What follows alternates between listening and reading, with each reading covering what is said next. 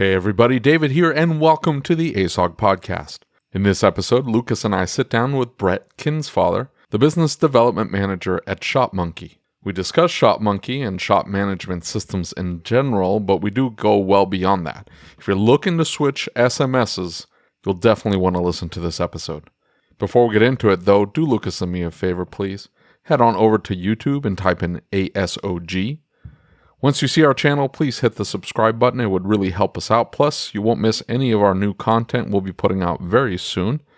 If you're listening to this on your favorite podcast listening app, make sure you have us set to automatically download the latest episode.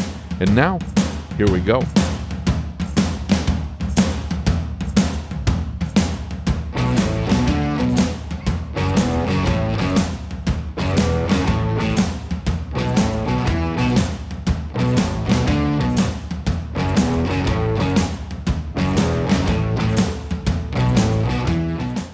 So tell us a little bit about yourself. What's your name? Yeah, my name is Brett Kinsfather, and I'm the business development manager at Shopmonkey. Very cool. Yeah. Awesome.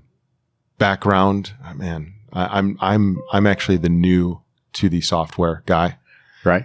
My background is in automotive, aftermarket, and performance. So for the last 20 years, that's what I've been doing on the manufacturing and distribution side of things. Right. And had a wonderful opportunity to come on over to the software side. Right. And yeah, no, that's okay. Yeah, he's and We're not live. You're recording?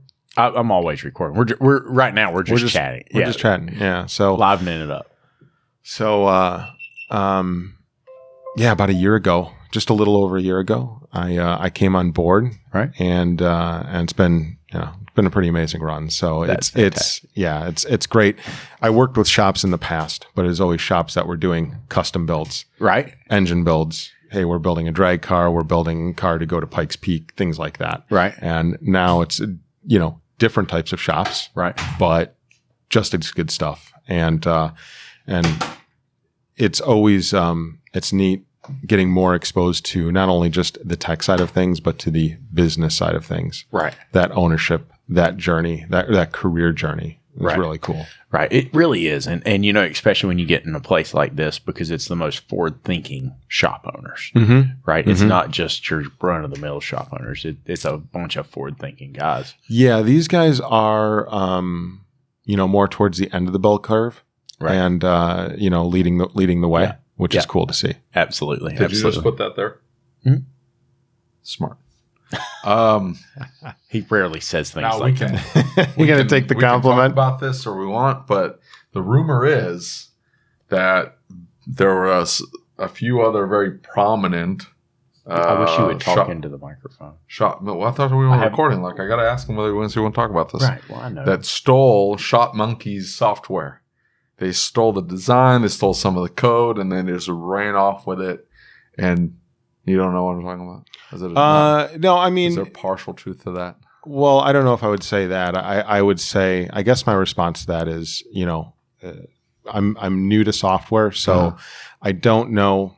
My background is in hard parts manufacturing. Sure. And you see stuff being made that's very similar all the time. Yeah. Right.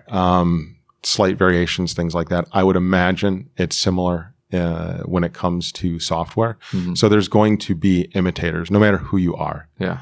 And I guess, for those that might be imitated, I see that as an incentive to make sure you're always doing better and outpacing the competition with how you're evolving and how you're refining your craft. And so when it comes to anything like that, that's our mission, and we just kind of have that embedded in our mission. Okay. Right. To always be improving and always be refining our craft. And that's just, so that's how we live our lives, and that's how we go to work.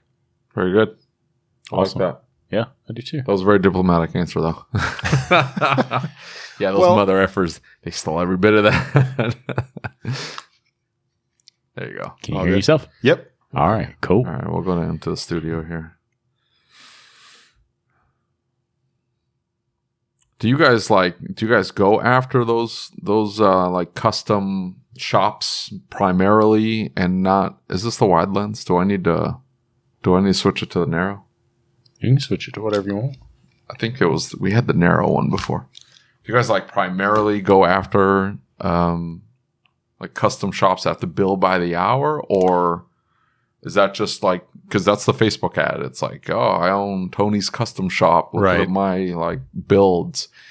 And I had no idea how to track my builds till I got Shopmonkey. Yeah, it's a significant part of our audience that continues to grow, or our client base, I should say.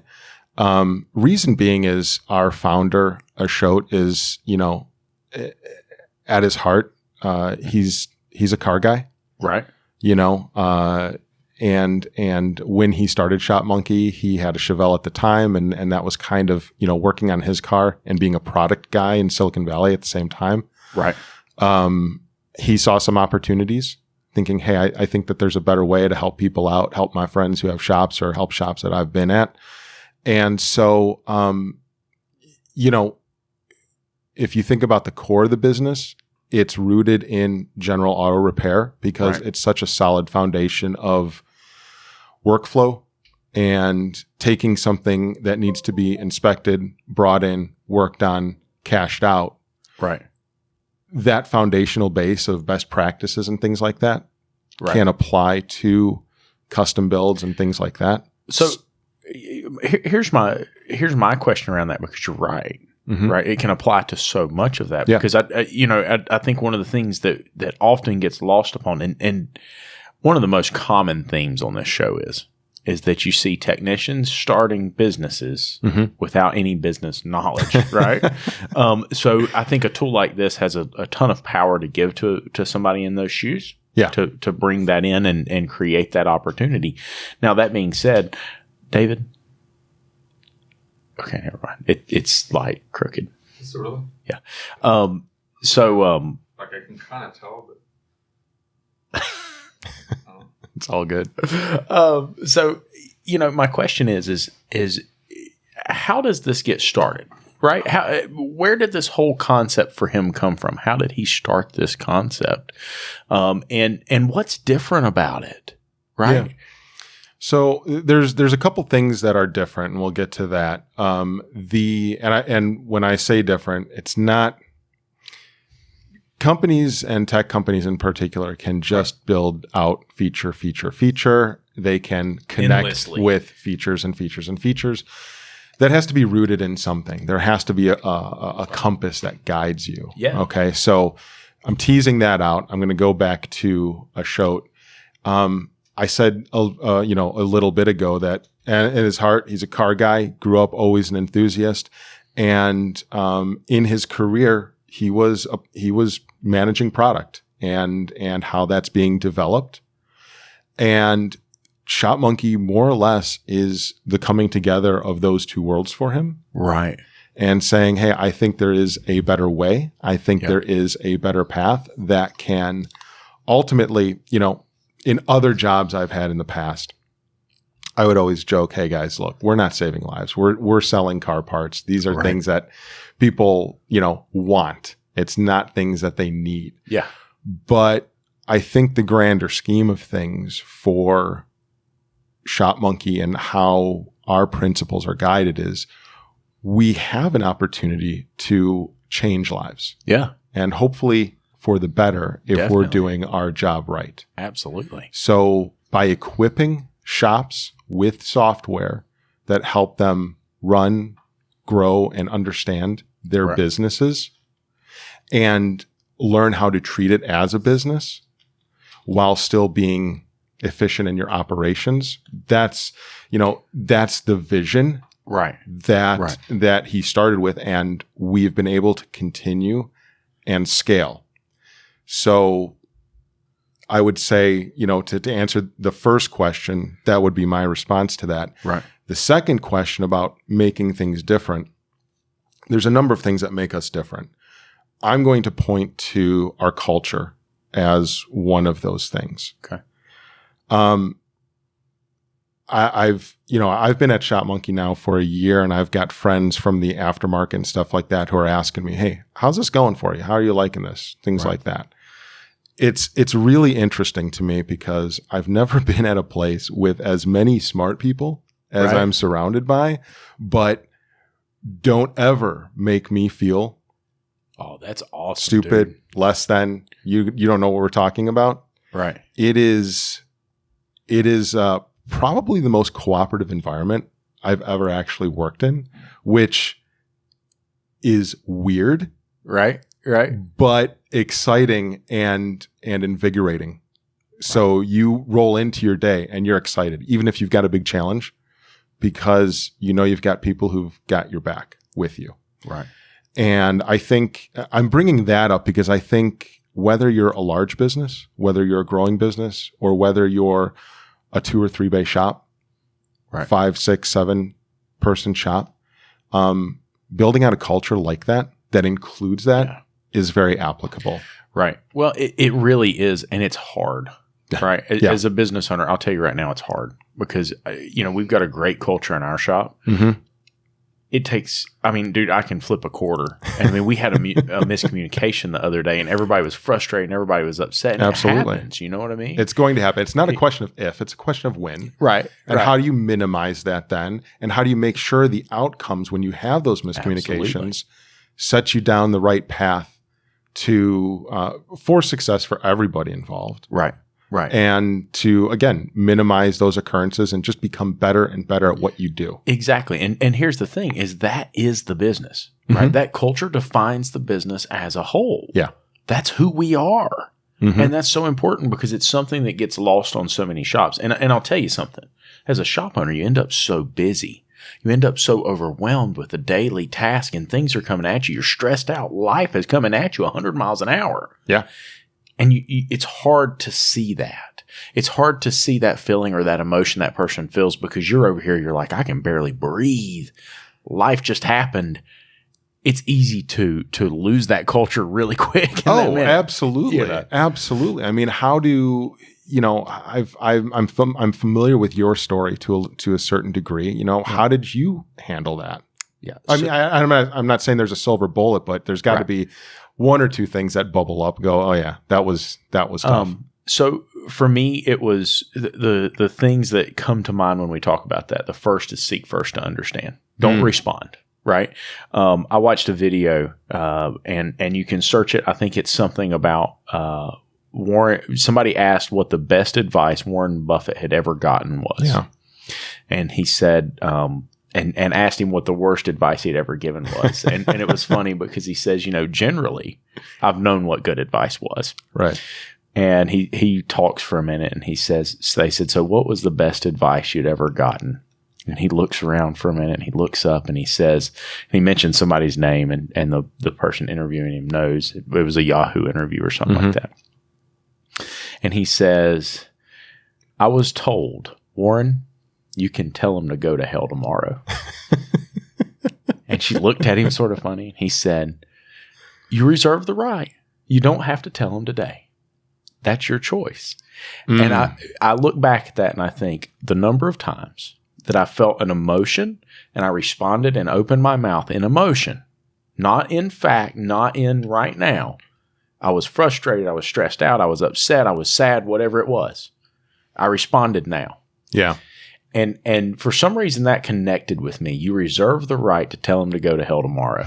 Make sure you sleep on it and see if you still feel that way tomorrow. Man, that was big for me because, it also, and if you listen to any of his videos, he did tons of training videos that are available online that nobody ever thinks about going and watching. And I haven't thought about that, and I'm curious now. Oh, he is smart. He's a whole different level of smart. He was talking about investing, and he said, if I can go to China and borrow $100 million, and I can borrow it for 5%, and I can go give it to a business owner who can make 20%, and I can take 10% of that. He said, if you listen to his story, I started turning in Coke bottles for a nickel. And he said, I was reading investing books when I was 7 and 8 years old, and I figured out that if I never spent more than 10% of what I made, that I would eventually have more. He said, $100, 10% doesn't sound like a lot. He said, $100 billion, 10% is a lot of money, And so there's a lot of really cool stories about him. But if you listen to some of the things that Warren had talked about when he was talking about his experiences through life, it was always that people felt pressured to make a decision and felt like they needed to make a decision now. And he was primarily talking about investing, but he was saying, it's your decision to make. Don't give that decision away. Yeah. Don't give somebody else power and let emotion make that decision And in some ways, that's what sales kind of is about. But the reality of it is it's your decision to make. Yeah. And you can't steal that. You can't take that away. Learn to slow down. Right? I think that's my biggest thing is that I've got to slow down, and I have to tell myself that. Seek first to understand. Slow down. You reserve the right to say what you feel like you need to say now, tomorrow. We're not in a race. It's okay. Right? That's interesting. I've you're talking about that. Well, I'm still trying to overcome the financial books at 7 and 8. I was rocking highlights and tearing out pages and just doing stupid things like that. But that reminds me of the saying of, how does it go? I think it's slow is fast as, slow is fast, fast is smooth, something like that. Yeah. I heard that be used in the military and stuff like that. I probably got it wrong, so I'm going to apologize for that right now. Oh, David's going to Google it. But yeah, Google it. It's at least got those words in it. Yeah. So that much I do know. But man, that is so right. And it's taking a step back and kind of, especially when it comes to feedback, whether it's positive or negative, we all love hearing that positive feedback. But we've got, if you don't mind, I'm going to talk about the product a little bit here. Go ahead. So we've got a feature that allows our customers to basically not just chat in, but say, hey, here's what I'm looking for. Right. And other people can go in, they can view that. And all of a sudden, this crowdsourcing starts taking place. Certain features, aspects, things that are looking for starts bubbling up. And our product team keeps a close eye on that and says, okay, what's that? They got to take a lot of negative feedback because we're not perfect. We're always evolving. Right. And when you love something, man, negative feedback is not always easy to. Absolutely. Especially in this time, I'm going to say the last 18, 19 months of COVID, there's not the same face-to-face engagement. Yeah. And when you're not engaging people face-to-face. Right. You really start thinking that the house you live in is spotless. Yeah. And so you got to be careful on that. And you get some reality checks very quickly when you get out onto show floors, things like that. And people are able to open up. Right. People are able, all of a sudden that comfort level increases because it's not a quick interaction. It's a 10, 15, 30-minute conversation. And all of a sudden they're giving you praise, but then they're also unloading on you in a couple things. And slowing down, listening, seeking first to understand, that sort of stuff.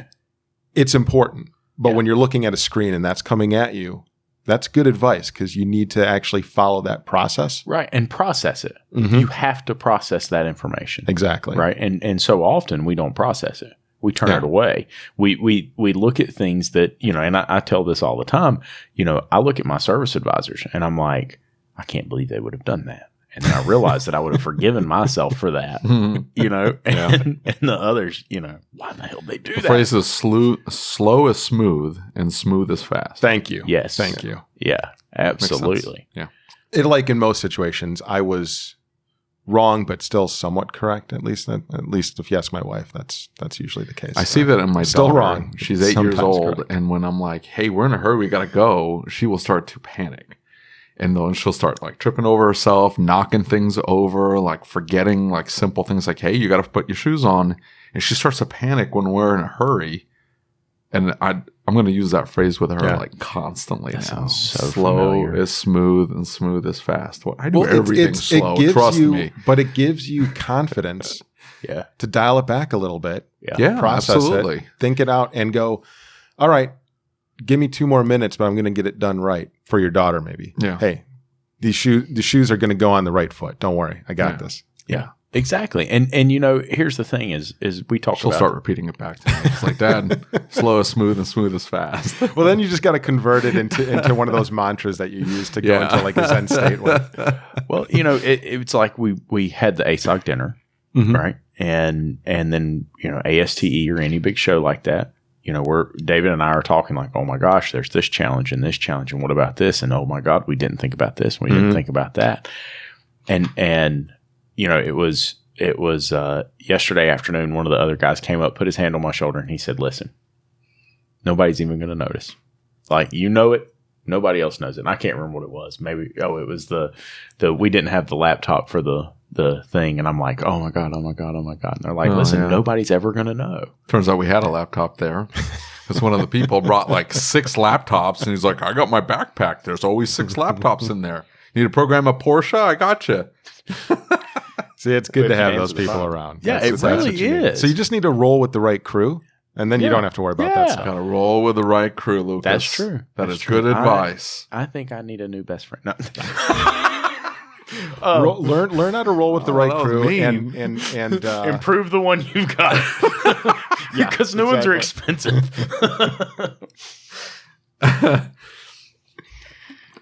So, I mean, dude, I'm telling you that is so important to me, is the slow it down a little bit. And try and get those guys dialed back in. And I'm sure you see that on implementation of software, right? Because, and I say that because I've been there, done that. And I was the shop owner who tried to drag everything in instantly into that new software and like get everything working and set everything up and go, right? When it comes to training, when it comes to dealing with something like implementing a new software, I just want it done, right? Yeah. And it's tough because you have mindsets of people who have been doing it for a long time, and they live in that day to day, and making sure that you're connecting with that user that doesn't live on it day to day, and always remembering that very frequently they're coming to you traumatized. Yeah. Because 10 years ago, 15 years ago, 7 years ago, I did this. I never want to do it again. Right. My wife was in tears. I had a guy almost quit. Whatever it was. Right. They're coming to you traumatized. Now, I'm going to proudly say, and kind of brag a little bit, I think we're up to somewhere around 15% approximately of our customers come on board by themselves. Oh, wow. So we're very big into making things as intuitive as possible and refining that design. But our implementation path has been one-on-one. Then it's gone to group. And now it's a hybrid of both, because as we evolve and grow into the market, those different needs start to bubble up, and you start encountering different situations and things like that. And so making sure that, adapting and saying, maybe there's another way that we have to look at this. Maybe there are other things that we have to consider. Hey, I got this question from this guy. I wonder where else that would show up. Those are really important things. And so, implementation is not easy, especially if you're talking about an SMB, small place. If you're talking about 2 locations, 5 locations, 30 locations, different set of rules. And then you got different sets of personalities, not just the traumatized ones, but you got people that been there, done that. They have certain expectations. And it's just, B2B, I'm going to say this, generally speaking, we got it easy compared to dealing with the general consumer and the public. Yeah. That's certainly more challenging. Absolutely. But nevertheless, there's lots of things that we're continuously learning and back to culture, back to slowing things down, just being able to adapt and internalize and go, there's a different way. There's something else we need to try out. Right. And back to cultures and environments and things like that, being able to test and try things out. Fail a little bit. Yeah. Amen. I mean, those are things that are said over and over again. You hear that in any motivational thing, but gosh, it's so true.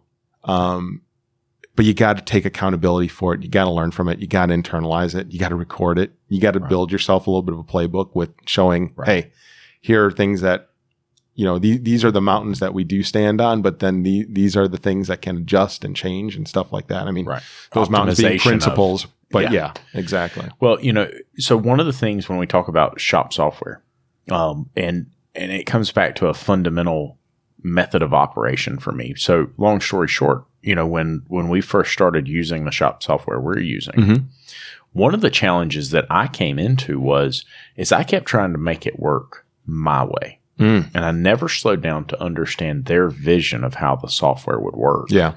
And like what the concept was. And it wasn't that it wouldn't work my way. It was just that when I understood how they expected it to work, and what the way they thought through the workflow for the software, my eyes lit up. You know what I'm saying? Like it flowed. Whereas previously, it was like every time I turned around, there's a roundabout over here, and I got to do a U-turn over here, and I got to back out into the road over here. It was a constant challenge. Yeah. Right. And as soon as I began to learn from them what their thought process of how the software should work or what the workflow should look like, things got tremendously easier for me.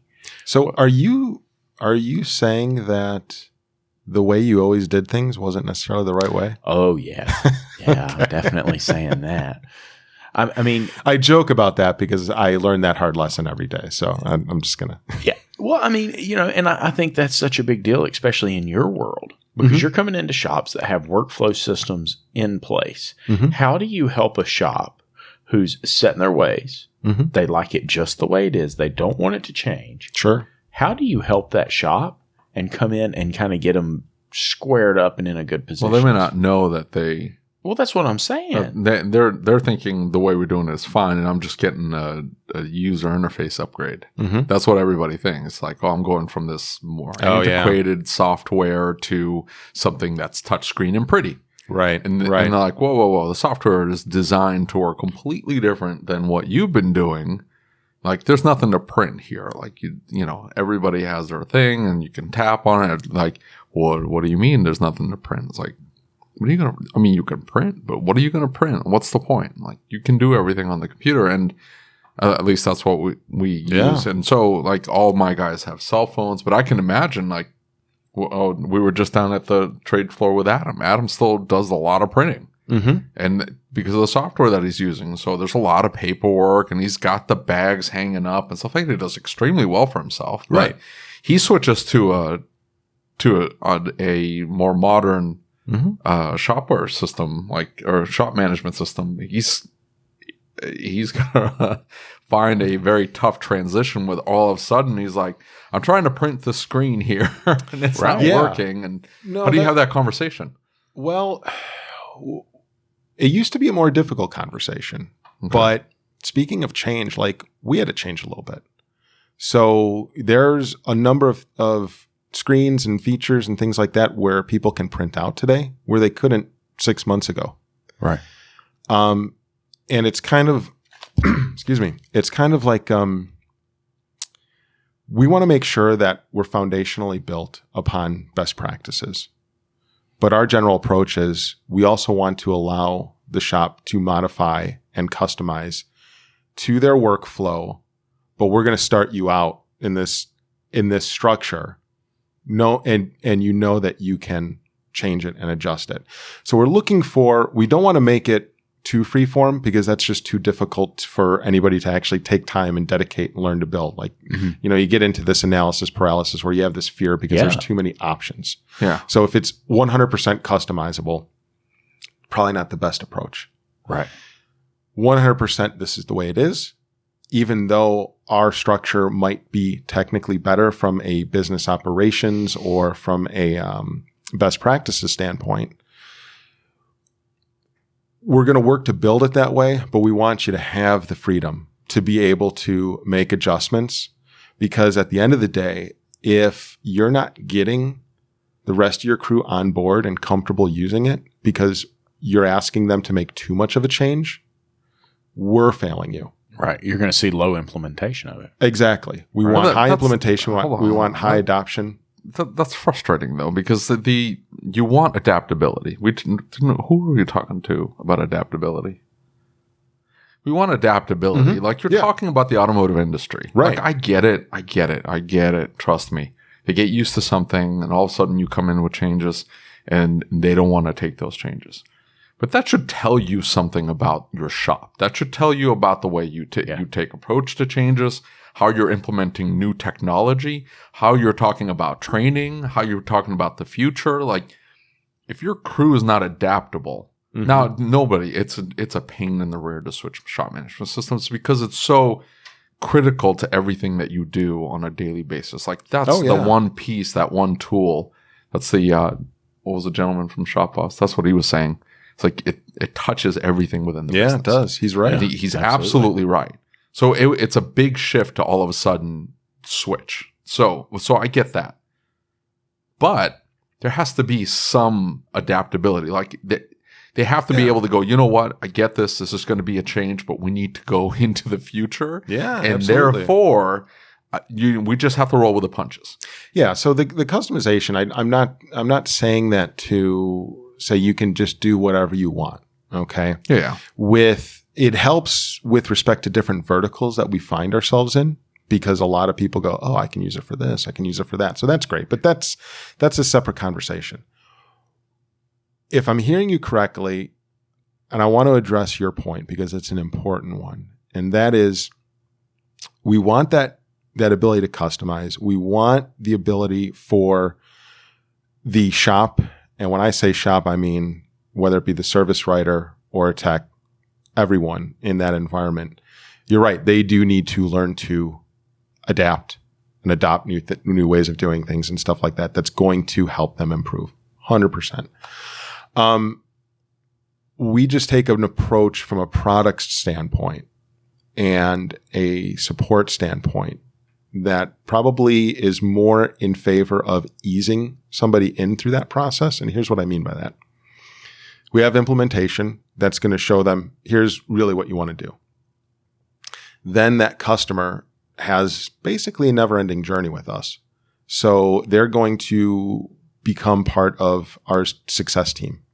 And that success team is checking in with them on a regular basis, keeping a relationship there. And that's where we can, if they revert to something else and there's a better way to do it, if they're running into problems that are outside of normal customer support issues, things like that, we can help guide them. And again, the title of that department is success. So the idea is we've got the end in mind. How can we work with those shops to get them there? Maybe not entirely on their timeline, because that timeline may never happen, but how can we get them there on a reasonable timeline to where they're seeing improvements? Because at the end of the day, we're a subscription-based service.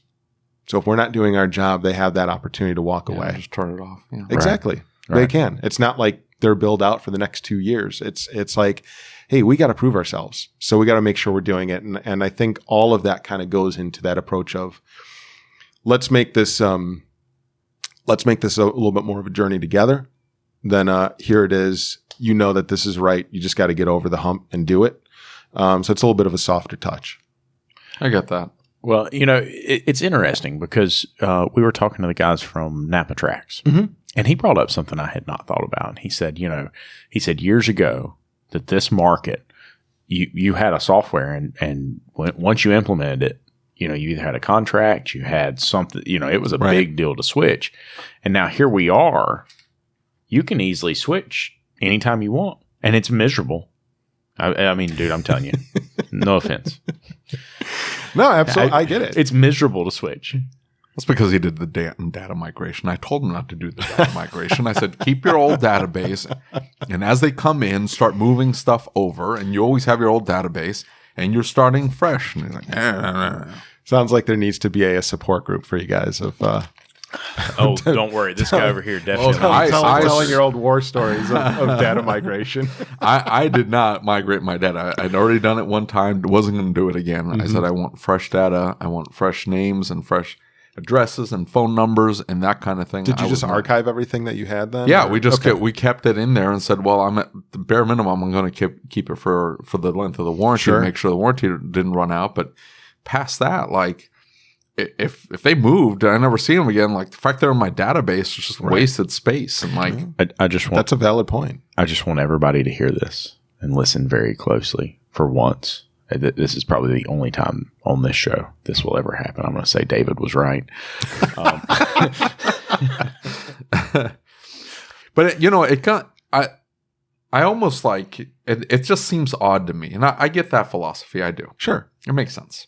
It's not for everybody, Hey, well, it's not approaches. that. It's like you look at a company like Apple. Mm-hmm. I'm not an Apple fanboy. Mm-hmm. I don't like what they do, but like I at least admire the fact that they put out a product, like their iOS, right? It is what it is. Mm-hmm. Like you're gonna get it the way we want to give it to you because we know better, and then that's it. Mm-hmm. Figure it out. And then everybody just adapts to it because what do they have? Half the market share of smartphones? Right. And then everybody else is fighting for the rest. Right. So they're fighting over 50%. They already have 50%. And people become overly loyal. And like, I don't know what you're doing here. I mean, we had a guest here that couldn't work the camera because she's like, I don't know how to use this Android junk. And but then, you know, you do have the other 50% that like, you know what? I'm never going back to not having a back button. I got to have the flipping back button. Like, it's not going to work without the back. And, you know, I used to have an iPhone. I pick up an iPhone. I don't know where the back button. I'm like, where's your back button? How do you go? Like, oh, you just do this. I'm like, forget it. Gotta have my back button. I gotta have the back button. So, I mean, I get it, but Android is customizable. Like, if you want it to look this way or that way or whatever, like, just find somebody that either has the right skin or whatever. Put your own custom ROM in there. There's so much flexibility, that, you know, but then it becomes disjointed and it's not a consistent experience. And so you almost go like, oh, like ABC shop management system shops operate in this particular manner. Why? Because they're using our software. And it almost becomes like, I don't know. And again, most like maybe these shop management companies haven't like thought about this, but it's almost like I'll to give you a perfect example. I run a Facebook group for like just regular folks called Ask a Mechanic, right? Nice. Something like 1,300 or 1,400 members in there. And this lady posted a picture from not my shop, but it was using my shop management system, the one that we use. And she said, "Is this too much?" And she posted a picture. And I mean, I block a lot of people on there because like, yeah, I would do it for $150. Like, get out of here. Like, you're gone. And there were some questions in there, and then she didn't post the vehicle and all that stuff. But I could tell her with a fair amount of confidence that the shop that you're in is probably a good shop. Right. They are running an excellent shop manager. I was a little biased, of course, but you know. Well, but rightfully so. But yeah, and I'm saying like, look, this shop is at least forward-thinking enough, maybe progressive enough. They're running something that's pretty high-end. Yeah. Like, so be confident in what they're telling you, or just ask for a better explanation in pictures. Like, that's the standard. Sure. Better explanation in pictures. But they can get pictures. Why? They have a nice shop management system. Yes. They can send you pictures to show you proof of what it is that they need to do. Or at least scope of work. Do you see this massive contraption here, this intake manifold? I got to take the whole thing off. Look at all these pipes and hoses here. Right. This is not going to be easy work. Yes, the price I'm giving you is fair. But I can make that recommendation to her, again, with a fair amount of confidence, because as soon as I saw it, I'm like, oh, that's that shop management system I use. That she shouldn't. And so it almost becomes a branding thing. Like the best shops in the country use this because they're running for the most part, a standardized set of protocols or procedures, because that's how the shop management system was built around. Where you have some shop management systems are like, oh, our user set a button over here, so we slapped a button in there. Right. And they wanted this doodad here, and so we slapped it in there. And they're taking feedback, which you would not believe how many shop owners are like, they're open to feedback, and that's what we like. Look, I've met a lot of shop owners. I don't know that I want their feedback. They're awful. That sounded dirty. I want to clarify a little something here, because when I talk about that customization, so you mentioned you used a very important word, consistency. Yeah. And that is something that we do create and provide. So the experience for the users does need to be consistent. That customization, though, that ability to customize, comes in certain ways. Workflow. Completely rearrange it. You can name it. If you want to, look at your workflow by bays, if you want to look at it by task, if you want to look at it by, if you're doing a long-term build, you have different stages. You have different, if you're a custom shop, you're going to have different areas of the shop that might be dedicated to different portions of that build process. Okay. So when I talk about customization, that's kind of what I'm more talking about is you still need to operate based upon good business practices. Right. You still need to check all these boxes. But the order, if you're familiar with doing it in a particular order that's different from the shop down the street and you're both using the system, you can both use it and be comfortable with it. Yeah. Right. So I probably should have clarified a little bit more, But that I will sounds say more this: like I learned a lot from what you just said. You made some really, really important points. Well, look, now he's just schmoozing us now. So No, our I'm always learning from whenever I come to this. I'm like that's why they sent him. So we have a DVI. We both use the same DVI. I absolutely love DVI. It's a fantastic company ran by really good people, and but it does provide a very consistent experience. The reports are beautiful, which is that's the big selling point. What my customers see is pretty. Right. And therefore, it builds value and so on and so forth. Oh, absolutely. Value, trust. But when I really started using the crap out of that system, it was Kirk Kennedy. I saw his screen. Because at the time, you set it up, they give you and it's a workflow thing. As you move along the workflow, it's supposed to send a text message to the customer to just update them. So you're not getting bombarded with phone calls, right? It's a nice setup. But I saw Kirk Kennedy's screen, and he had more steps than I did. And I'm like, well, why am I not doing that? And all of a sudden I added 15 steps.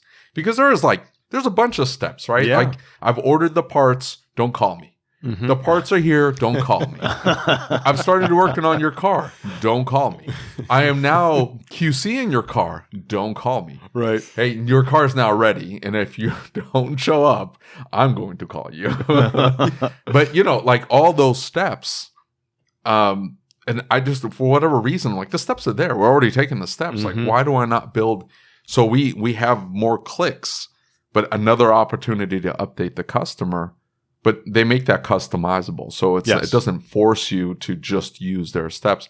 That makes sense. It sounds like that's what. Yeah, it's probably more along those lines. Yeah, absolutely. Well, and here's the thing is I think David has seen this. I know I have seen this. I actually did a demo with a shop management software. I actually did 2 demos. I did one with a guy, and the software wouldn't even come on. It wouldn't even update. It wouldn't work. He was coming to show me a demo and couldn't get it to work. And I'm like, oh, that makes me uncomfortable. Was this just for your own curiosity, or was this part of your due diligence process when you were making a change? This was due diligence when I was making a change. Got it. And then I looked at another one and I said, dude, there are so many buttons in this. There's no way. Right? You throw somebody else at this. Yeah, I might be a power user. Right. I've got a pretty basic and simplistic software right now. I don't even use all of its features. I could not imagine. Dude, I'm telling you, there were 26 menus across the top. And then you had all the drop down. Each one had 5 options when you hit it, drop down. And it's all these settings and this report and that report. It was so much. 800 reports, yeah. That it, and the problem is not necessarily that I wouldn't use it. The problem is all of a sudden we bring somebody new in and they look at it and it's it just automatically, nope, I can't. Right. I can't shut it down. And now that person's output is stifled with you. Yes. Because, and they're not going to ultimately achieve what you're wanting them to be able to achieve in your business. Yeah. Their initial response, their initial thought, first impressions are everything. And there's an Andy Andrews video and he says, my dad told me first impressions are everything. And he said, so now I've made my first impressions. I have a jacket. Can I take my jacket off? Well, they never get to the jacket coming off part. They never get there because they lock up at go. It's an important, philosophy to, I think, business more than anything else, which is, are you going to try to be everything to everyone? Because you're going to run into problems like that. Exactly. Yeah. That's my point. Definitely. Yeah, absolutely. Yeah. So what are the key benefits of Shopmonkey? I've never seen the software. I've never looked at it. I've never heard anything about it except for. So I checked them out when I was doing my due diligence. Okay. They had the free trial. Yeah. So how long ago was this? It was a little while ago, though. Okay, yeah. We've who we were from a product output 6 months ago to today, different. A year ago to the previous 6 months, different. Things like that. So if you were doing it a while ago, check it back out. Check it back out. I appreciate. He's looking it up. Yeah. No. I do appreciate though that you took the time to dig into that because that means a lot. It was, we're growing. We're still very young, and we were founded in 2016. So yeah, you guys were like a year old when I checked it out. Yeah. Well, you could have been part of the OG crew, because we've got a couple boardrooms in our offices and our headquarters in San Jose, named after some OG customers, which is really, it's a little hats off to the support, Well, so and here's the other side of this is like when I went to buy software, I just depended on his due diligence, right? We just call our friends and like, hey, that's called delegation, right? Right. Yeah. You're delegating that research. Yeah. So I'm over here, if you see me drifting off, I'm eyeballing. No. It's I would say a couple things. Design is really, really important to us. I know that, you're not exactly the biggest Apple guy, but our head of product comes directly from Apple. Really? Yeah. And we've got other people. They're pretty products. They are. Right. I mean, they work well, and the integration. That's what hooks everybody in, and they're stuck with it. Like, because I can't live without iMessage. Like, really? Like, anyway, sorry. But yeah, our design is foundational to what we do. It's not about being pretty. It's about being functional. And it's about that constant evolution. So if we release a new feature that might take 5 clicks today, we're still trying to figure out how to make it down to 3 clicks or 2 clicks. Okay, so I love that approach. That is. So there's a constant. We have our roadmap for looking forward. We have the vision that we want to follow. Okay, but there's always the looking back and taking that feedback that comes back to us, sometimes kindly, sometimes not so kindly. Right. Internalizing it and going, okay, what do we need? Can this be done better? Right. Hey, and then it. Interestingly enough, it gets socialized a lot, not just by one team, not by product, but by customer service, by sales, by success, by implementation. You will see people, we have employees all over the country. We have offices in California and employees all over the country. So we utilize Slack a lot, and we're all communicating that way. And you will see a lot of cross posting to get that feedback, so people can get a couple different perspectives, even though it's the product experts that are leading that investigation. Going, well, how can this be better? We've gotten some feedback this way. So I think, to me, I've had a 20-year career in automotive.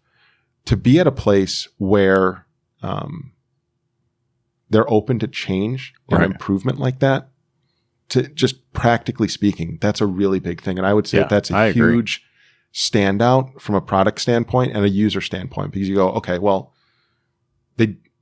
I do have a voice. I do have someone I can actually email. I do have someone I can call. Right. That's huge. Yeah. For me, that's that's what I like about all the companies that I work with right now. There's some great companies out there. There's some great shop managements out there. And not just shop management. I mean, where I buy my parts from. Exactly. And the accountant I use. And that's one of my key buying decisions, is that back and forth. Now, let me ask you this, because I know David's going to ask it. Well, I guess I could just let him ask his standard SMS question about the demos. What? Yeah, well, yeah. I mean, they've always had that. Like, you can start a free trial right here. Yeah, free trial. We don't even ask for a credit card. Yeah. It's an email, and you're going to put in your name, and I think it's 14-day trial. Give it a spin. Try and break it. And then we want to talk to you. And the more important question, right? The more important question is: do you connect to Zapier? We do. Zapier. Yeah. So if you're on the, it is not a. I want to make sure my terminology is correct. It's a premium hook. Yeah, but if you go into our support section, so we have the team that does our support. Is pretty phenomenal. So I'm gonna brag on them for just a moment. Of course. Talk about what are some things that make us different. But if you go on to Capterra, we've got, I think, 164 reviews today. It's not perfect. I think we're at a 4.9 average, and even the people that say I didn't stick with the software compliment the support team and say, but man, their support was great. I'm going to give them that. Awesome. So yeah, that I think is great. And that makes its way into the articles, I'm not sure if you've made it to that page yet, but if you go onto our support page and you type in Zapier, it's Zapier, right? Zapier, yeah, right. one of them. It's the one with or the API, exactly, Yeah. or APIs or anything like that. A couple different articles are going to come on up. And it's going to walk you through. It'll probably be an embedded video in some instances, but it's going to walk you through that process. And then, of course, if you need help with that, yeah, we're going to help you out with that. But I know that people have wanted a particular calendaring system with their Google Calendar, Right. Because that's what they're looking at on their phone. Okay, cool. They will hook up with Zapier, and then they'll feed Shopmonkey's calendar into their Gmail, and so then they can keep track of it that way. Does it go the other way? If we're using a calendar system outside of the SMS, will it push the information in? Or is it just one way? I know it's the one way for sure. Okay. I know the capabilities are at least the one way. Yeah. The back and forth, candidly, I'd have to double check on. Okay. So I see there's an enterprise. I want to be accurate. I don't want to mislead anybody. We're asking very specific questions as it relates to us. Well, I used to be in sales, so I used to have answers for those questions. It's been a while, and so now it's like, oh man, wow, how did that go? So how many users per? I see there's multiple different levels, and I would name the levels, but somebody's got a menu open over top of them. No, it's we've got basic, clever, genius, and then we've got enterprise and HD. Right, correct. Yeah. So how many users do you get with each one? Are the lower ones per user, or if you want multiple users, do you go to enterprise? I mean, how does that? Yeah, so it's no, there are. I think the user count ranges from somewhere between 3 to 5 or 3 to 7, depending on the package. And again, I'd have to go back and double check, and that information is on our website. If you have a shop where you had more users, there's a small nominal fee for each additional user, but the package price still remains the same. Okay, I got you. 5 users for the 5 genius, users. 5 users. Okay, yeah. So if you had 8 users, it's a few more extra bucks, but it's a small a la carte feature. That is pretty slick. I mean, it looks really neat. I like how clean the website is. The website's really clean. Yeah. It's nicely set up. Thank you. Absolutely. I mean, it's I designed it myself. I wish I could take credit for that. I wish I had those skills and abilities, but our marketing team and our design teams, they do a great job. Who do you guys use for your payments? Because it looks like you've got online payments or integrated. Yeah, payments. so we do partner with Stripe, and then we have, those look like Stripe fees. Yeah, we have Shopmonkey payments, which and a brand new card reader out that is pretty phenomenal. And it's a really slick system. It's worth taking a look at if you're already looking at us. So, online text payments, all that sort of stuff. Really? Yeah. Very cool. So, listeners are in here and we hear the shop management question all the time. Which one's best? Sure. Which one do we? There's so many out there. When you're talking to a client, what are the big things you would want a client to know? What somebody's trying to make some decisions. What would you want them to know about Shopmonkey? Yeah, I mean, I think I don't want to get into a big features conversation listing those off because of course it's just kind of a waterfall of, well, we do this and this and this. So I mentioned design before. The other thing is I would say is the support that we offer. Not only just the customer support that I was talking about, but that customer journey from sales into implementation, where we've got one-on-one implementation to make that.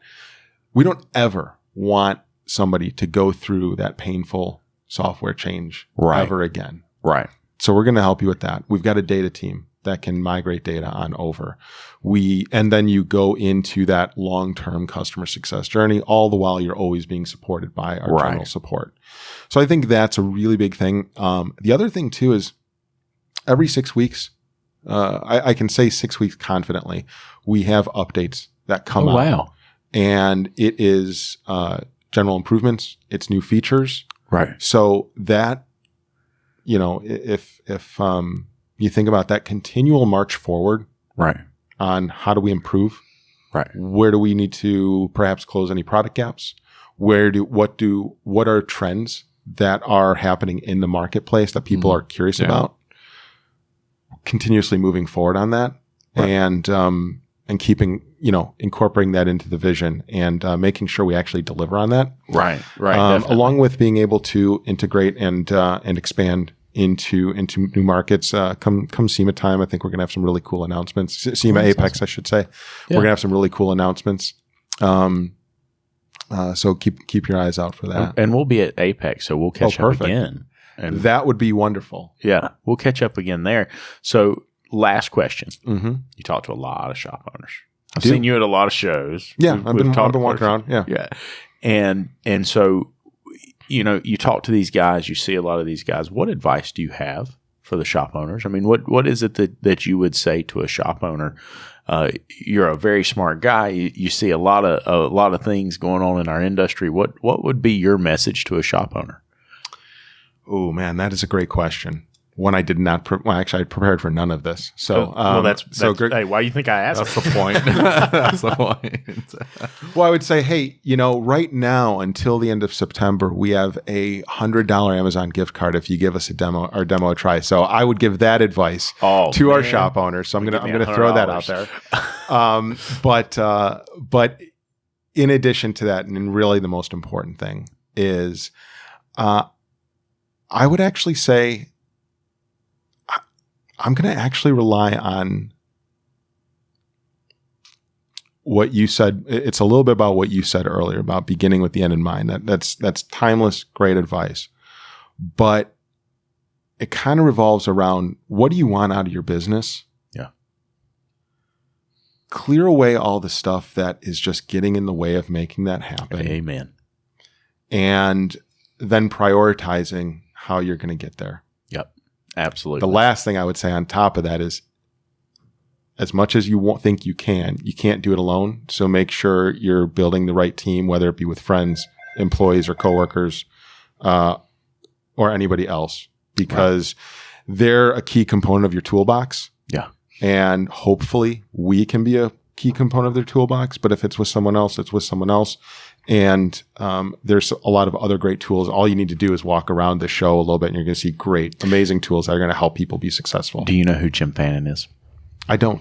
Jim Fannin was a coach of athletes and all these really great people, Mm-hmm. And he did this thing. He gave a speech a while back. I think he's dead now, but he was a motivational speaker. And years ago, he was doing a motivational speech.